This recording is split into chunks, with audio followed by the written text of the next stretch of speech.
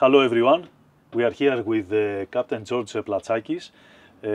George, everybody knows that you had one of the best seasons here in the summer, and you are skippering a catamaran, a big catamaran, 50 feet if I'm not mistaken. Yes, Lagoon 500. With the crude also, and you had a very good season for several reasons.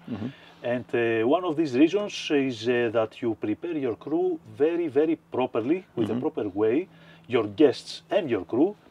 And I want you to tell us a little bit about these things. What do you do in order to prepare your crew and your guests before you start your trip?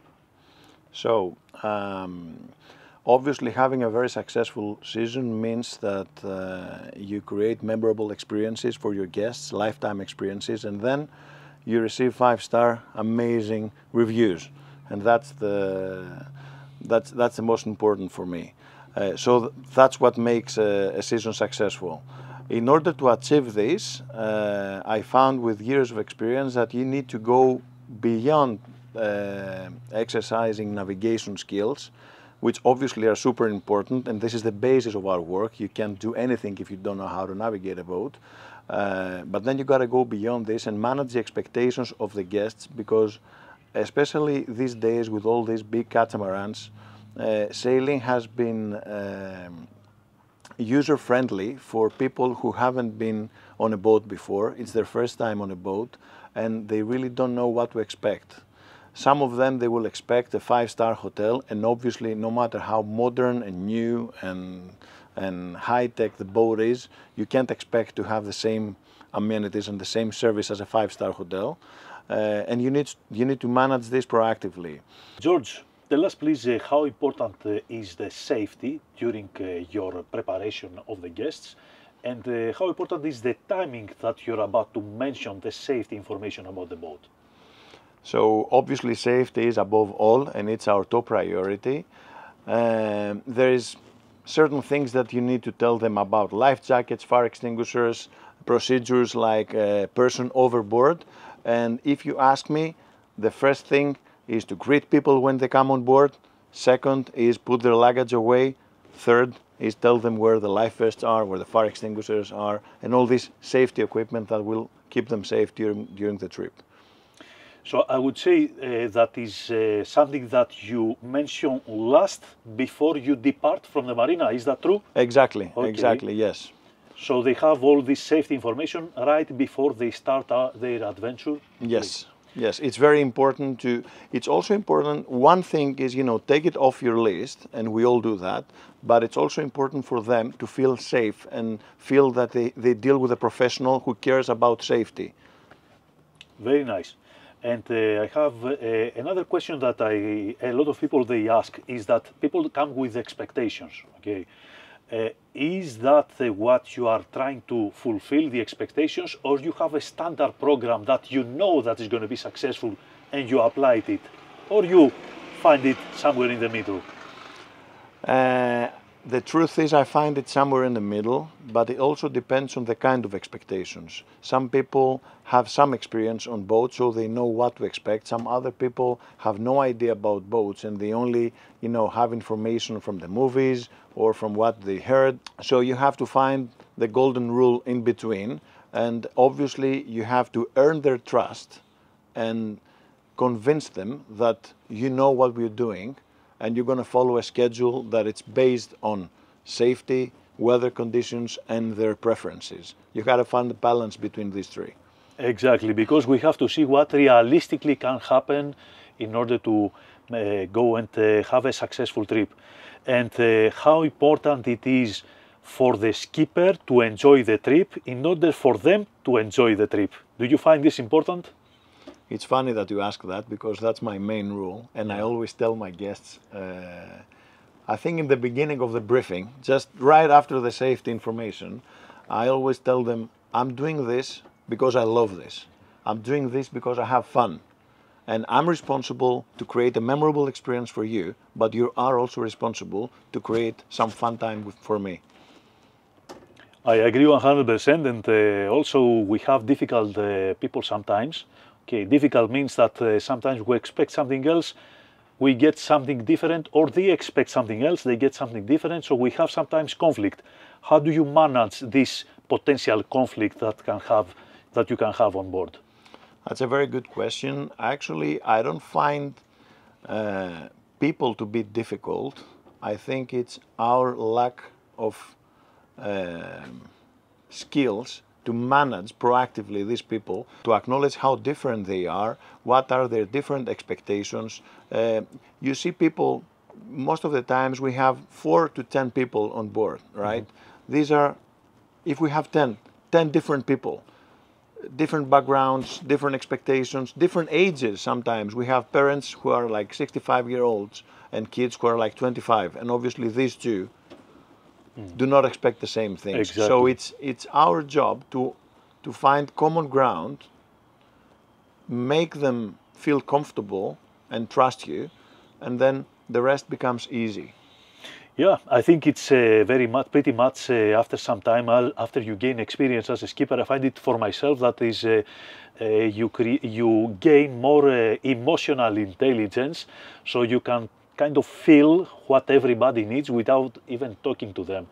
And this is what I believe they expect from you, to understand them, not so much to fulfill their expectation necessarily, but at least to understand them. I think it's a very, what do you think about that?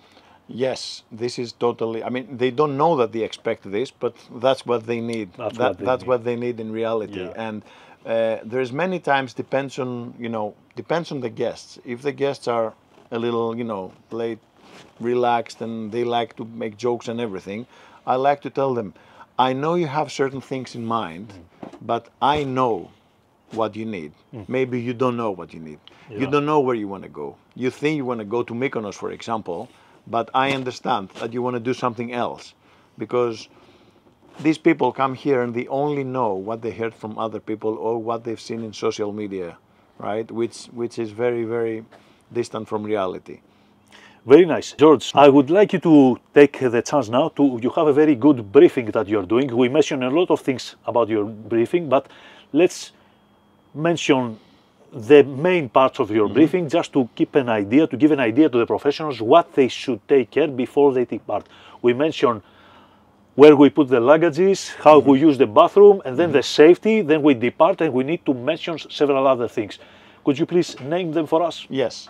I will start by saying that there is, for every skipper, it will be different, right? I found my way, and I tell people, you got to try your way, but I'm happy to share my way. So my way was that during the years, I started taking notes on things that were going wrong, right? Things that would ignite complaints, I keep them on a note. For example, somebody said 9 p.m., are we spending the night on this island? Are we spending the night at the port? I didn't know that. I was expecting that we were going to go somewhere else. And then I realized that in my head, I knew we're spending the night there, but the guests didn't know that, right? So even the simplest things, you got to explain to them. For example, beyond the safety protocols that we need to mention anyways, most skippers do not explain the daily routine on a boat, which means the day will start at breakfast and will end, in a way, after the evening docking at a port, right? And between these points, you're going to have 1, 2, 3, I don't know how many swimming stops where people can enjoy their breakfast in a nice bay, or they can enjoy their lunch, or some swimming, or some drone shots and drinks. And they have to know how many stops do you plan to do during the day, how much time you will spend in each stop, and then what time do you expect to be docked at the port so they can plan their island activities, going out for dinner, drinks, etc. So that's one thing. Another thing is practical information like, for example, rules that will make your life easier as a professional on the boat, and will also tell them what's the expected behavior from them, right? A good example is what I call the flybridge rules. So the flybridge in a catamaran is the main working space of the captain. I like to sail, so I have millions of lines around me, and I need to manage all these lines, manage the maps, manage the boat, and at the same time having guests around me who are full of questions, right? Which I feel very, very lucky to receive, and I want to answer them. But I tell them that they have to limit their activities in questions. They can't party on the flybridge, right? They can't have music on the flybridge. Or sometimes what they do, you know, I'm in the middle at the helm, and I have 2 people on my left, 2 people on my right, and they start discussing above me, and that makes my job very, very difficult. I tell them these things, you know, what are the expectations? Keep the boat tidy, right? I explain how we do this, what are the duties of the host, of the hostess, yeah. I'm going to interrupt you for Sure. one thing that I consider it very important. Since you mentioned that, you say that you tell them what not to do in advance or what to do in advance, because it's very ugly, I believe, that it's very ugly to let them do it and correct them. Exactly. They feel like childs that, okay, Exactly. it's better to tell them from the beginning, I would like to have this, instead of let it happen and correct it. Yes, because you ruin the atmosphere. You know, people are Exactly. having fun, they're having their speakers on the flybridge and dancing and everything, and you have to tell them, guys, you got to stop this. You ruin the mood. It's best to do it right away when you start the trip, so they know what to expect. So we know, George, that you have into your briefing a very nice section that you explain the moments that your guests and your crew as well, they have to be very disciplined. Can you explain us a few things course. about that moments? Yes, we call this the landing protocol and the takeoff I protocol. like it. I will use that as well. Yeah. We try to make it also a little funny because these people are on vacation. So we tell them that when we approach the port or when we leave the port, we prepare for departure. And the same if we approach a bay for anchoring or if we leave a bay, that they have to pause all party activities. And I thoroughly explain what I mean by pause. I mean that the music should be stopped. I don't expect people to lower the volume. I want the music to be stopped. And I ask people, depending on the boat and the setup of the boat, I ask people to be seated in places where they do not interfere with the docking procedures. Most of them, they understand that it's very important, very stressful for the crew to finalize docking, so I don't need to explain more, but if they make questions, I explain more. You know, why it's stressful, all the technical details, we need to drop the anchor, we need to look back, we need to adjust the fenders, and yeah, that makes it so much easier, and it's fun, you know. People know, and then they do it. If you tell them, they respect it. They do it. Exactly. They do it.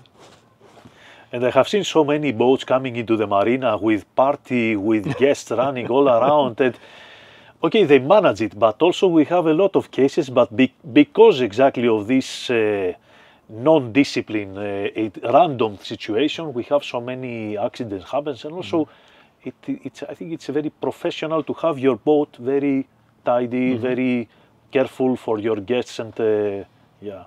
Yeah, it serves 2 reasons. One is to keep the boat disciplined. You know, it's always nice to come into the port and have a nice atmosphere, disciplined, everything in place, your lines, the guests, the crew, the captain.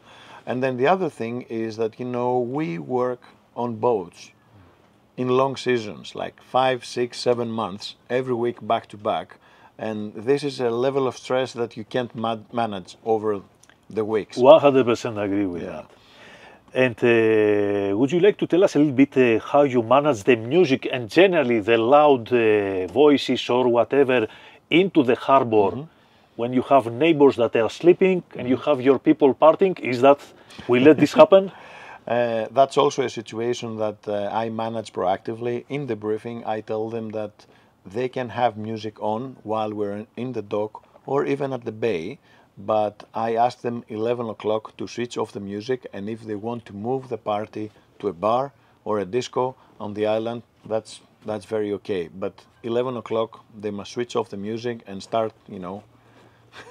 Exactly, yes, yes. And what I usually do also, I tell them, okay, you can have as much as you like your music, as long as you don't bother me or the neighbors. They know, we know either that we don't bother them, either they know what time we switch it off exactly, so they can manage their program as well. So we have to respect other boats I would say more than we respect our boat, we need to respect the neighbors. That's true, and as you very correct said, when we have music going on and party, I will always go to the boats next to us, and I will tell them, guys, thanks for having us next to us. We're going to stop the party at 11 o'clock. We're just letting you know, and that that creates a very nice atmosphere between the two boats. Exactly. And another thing you said, so they don't bother me. That's also one thing that we have to tell them. I always tell them, where is my room? Sometimes we sleep at the very front of the boat, at the bow, where people don't know that we're there, and they will go up there with their beer and drinks and a speaker and have some nice fun, and actually you just sleep. You just sleep underneath, exactly, underneath the party. Underneath the party. So tell them where your room is. Maybe they need something during the night, maybe something goes wrong. They need to, I don't know, the port police is looking for you because your boat is creating some problems or whatever. Very nice.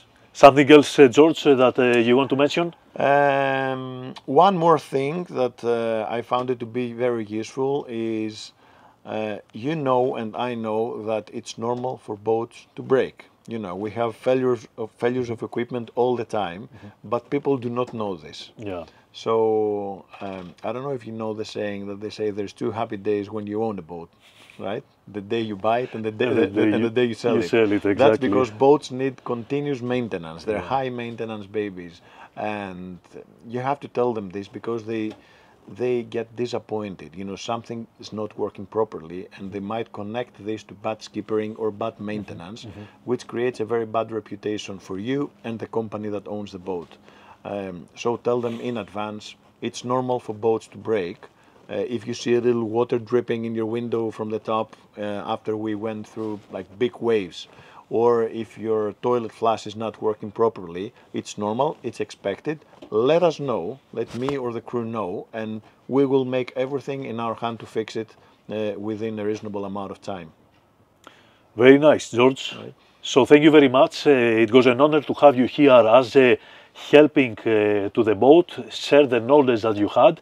And also, if you need to communicate with Captain George, he has his Instagram, all the information down below to the links of the video.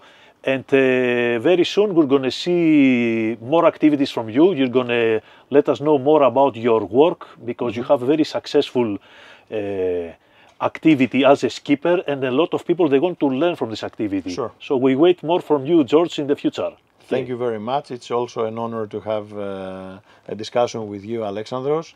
And yes, I have an online course on schedule. It's going to be released very, very soon about managing expectations. And can't wait to have more sailing with you. Thank you very much, man. Thank you. Thank you. Hello, everyone. This is Alexandros Retsinas. Everybody knows me from my YouTube channel, Epic Navigator. And if you want to participate to a high-level training course in sailing or motorboat, you can contact me in my WhatsApp number or by email, so we can arrange training together here in Greece or wherever you have your boat or wherever you want to do your training. So don't hesitate and contact me, and see you soon.